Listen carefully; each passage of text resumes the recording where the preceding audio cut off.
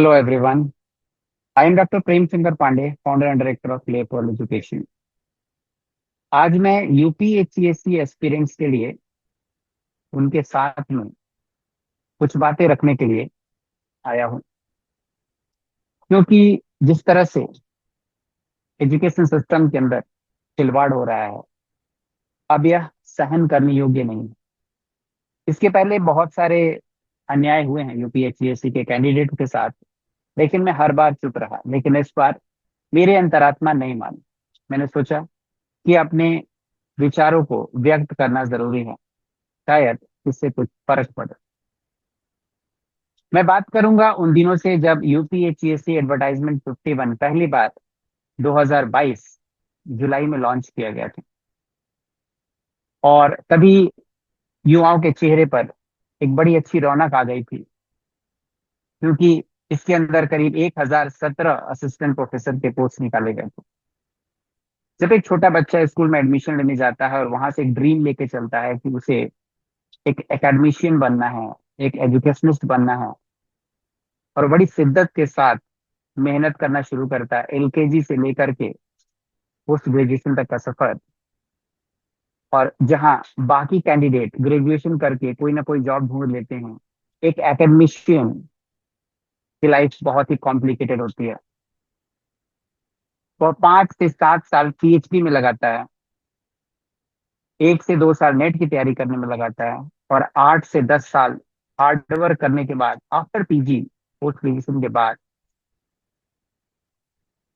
ये वो एज होती है जहां पर उसके क्लासमेट्स कोई ना कोई जॉब करके ऑलरेडी 10-20 लाख रुपए बना चुके होते हैं।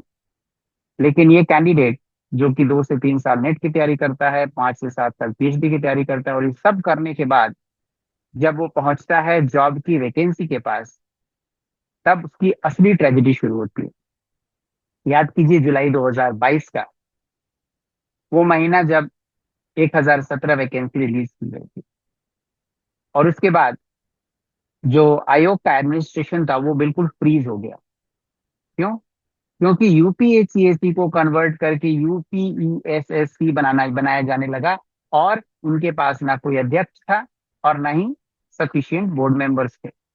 और इसके चक्कर में ये जो वैकेंसी है 2022 से 23 और 23 से 24 और फिर 24 से 25, ऑलमोस्ट 3 साल की वेटिंग के बाद, जिसमें कि आधे कैंडिडेट्स का एज एक्सपायर हो गया, आधे कैंडिडेट्स ने अपना रास्ता बदल दिया, क्योंकि 3 साल तक बेरोजगार कोई नहीं बैठ सकता है।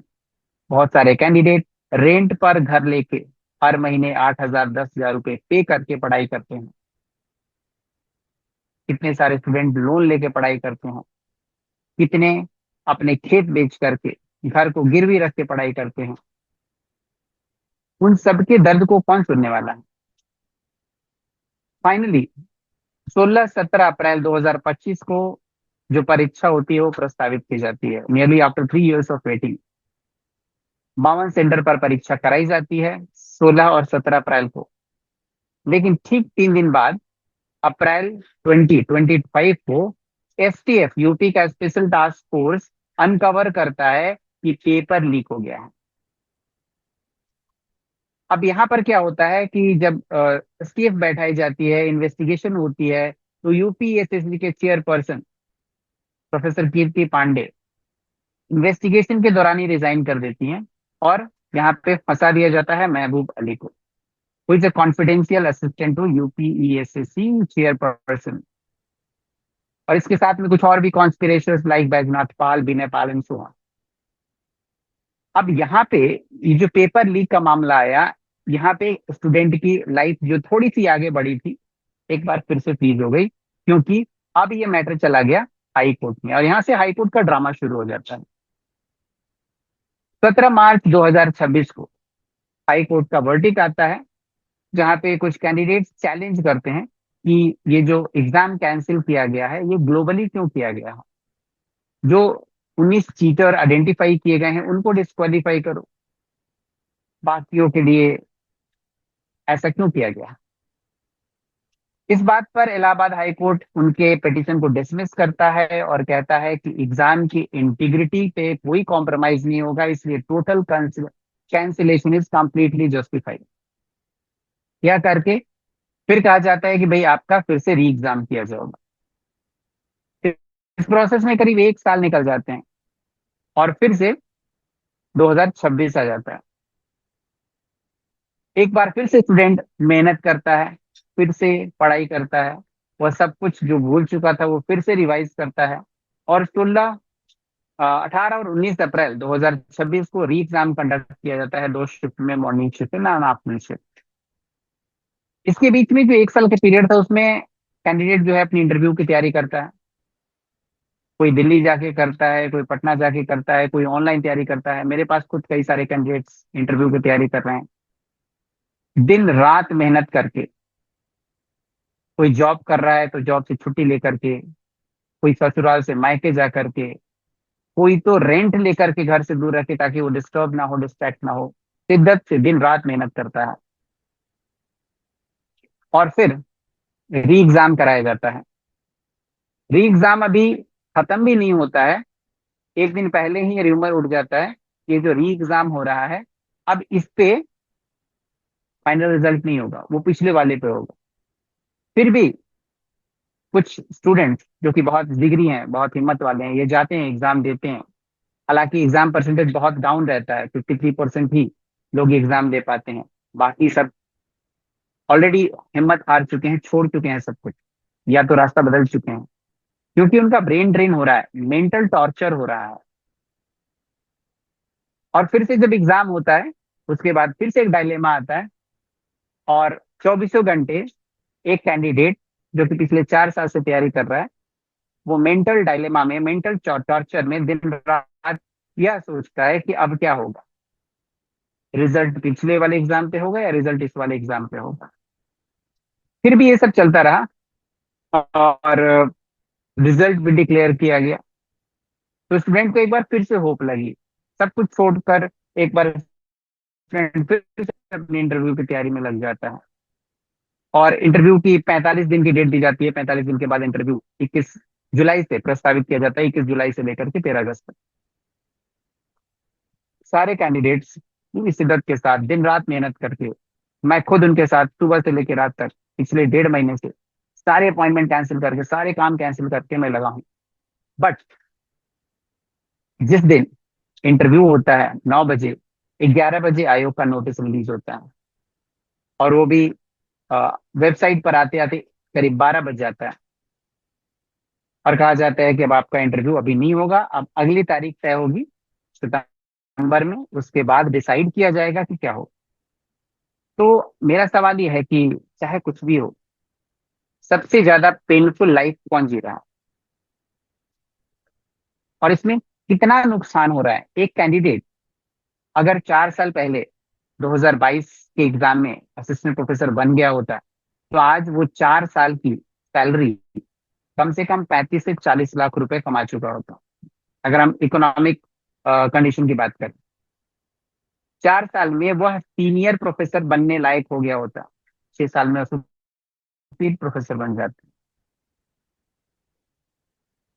तो इन 4 सालों में उसकी सेविंग जीरो रही है।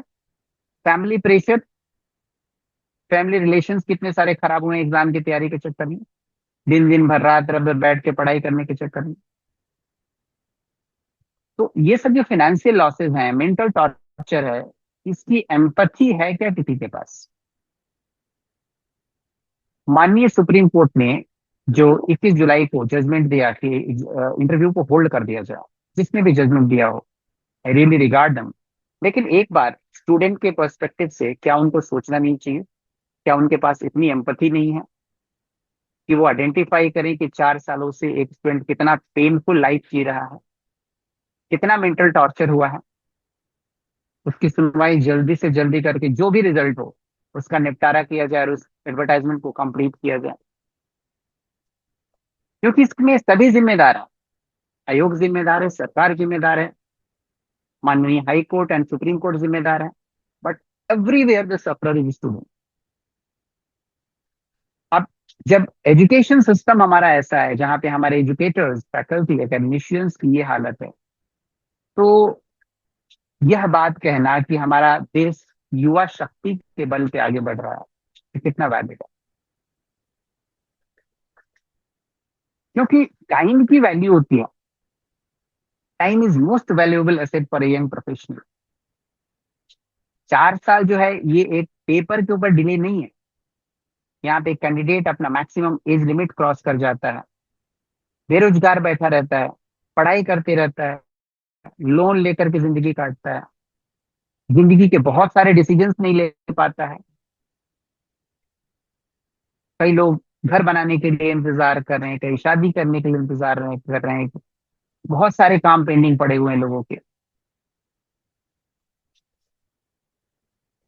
तो चाहे ये यूपीएससी को यूपीएससी में कन्वर्ट करने का डिले हो, चाहे वह आयोग के अंदर जो करप्शन हुआ उसका डिले हो, चाहे हाई कोर्ट सुप्रीम कोर्ट का डिले हो, हर बार स्टूडेंट ही सफर कर रहा है। यहाँ पर एक असिस्टेंट प्रोफेसर की बहाली एक नए जनरेशन ऑफ स्टूडेंट को खड़ा करने के लिए किया जा रहा है। लेकिन जिस तरह से हायर एजुकेशन के रिक्रूटमेंट में डिले हो रहा है, ये केवल और केवल कैंडिडेट और एस्पिरेंट का नहीं, बल्कि उस हर एक कॉलेज और यूनिवर्सिटी का हनन हो रहा है, जहां पर प्रोफेसर का 4 साल से इंतजार किया जा रहा है। जरा सोचिए उन स्टूडेंट्स का जिनके क्लास में टीचर और प्रोफेसर नहीं आते हैं पिछले 4 सालों से, क्योंकि बहाली ही नहीं हुई है। कहीं गेस्ट फैकल्टी से काम चल रहा है, कहीं बाईपास करके काम चल रहा है। इस पूरे प्रोसेस में करीब 1,14,000 कैंडिडेट ने अप्लाई किया था। और ये वो कैंडिडेट्स हैं जो हाईली इंटेलेक्चुअल है हमारे देश के, डॉक्टरेट्स हैं, नेट क्वालिफाइड हैं। So when a nation calls its youth its biggest strength, that strength should not be spent protesting on the streets and filling the application forms or waiting endlessly for the verdict of the court. It should be honored when an exam notification is issued in 2022 and completes in the same year transparently on time. But that is not happening. That's a loss to the state, loss to the nation, loss of brain, loss of everything. The complete system is at fault. That needs to be addressed if we want to say India is built on the backbone of youth. Thank you so much.